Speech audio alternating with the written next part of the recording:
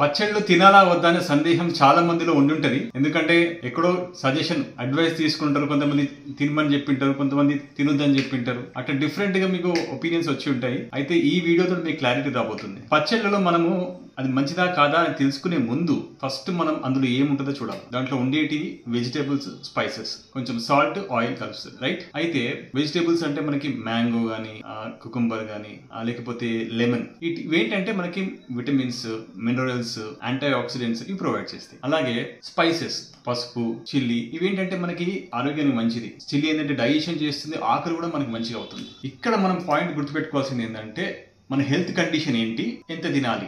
ఒకవేళ BP, sugar ఇట్లాంటి multiple chronic problems ఏమైనా ఉన్నా, లేకపోతే డయాబెటీస్ కంట్రోల్ లేకున్నా, వేరే మెడికల్ ప్రాబ్లమ్స్ ఏమైనా ఉన్నప్పటికీ కొంచెం జాగ్రత్తగా చూసుకోవాలి. అది పచ్చడి అయితే మనం ఇంకొంచెం తక్కువ చేసుకుంటే బెటర్. ఒకవేళ ఏ ప్రాబ్లమ్స్ లేవు అయితే మనం మామూలుగా మోతాదులు తినొచ్చు, ఇబ్బంది ఏం లేదు. అదే మెయిన్ కోర్స్ లాగా కాకుండా సైడ్ డిష్ లాగా మనము కొద్దిలో కొంచెం తీసుకుంటే బెటర్, ఏం ప్రాబ్లం ఉండదు. ఇక్కడ బయట ఫుడ్ అంటే బయట పచ్చళ్ళు కాకుండా ఇంట్లో చేసుకొని తింటే చాలా బెటర్. ఎందుకంటే బయట మనకు మామూలుగా అడిటివ్స్, ప్రిజర్వేటివ్స్ ఉంటాయి, రైట్?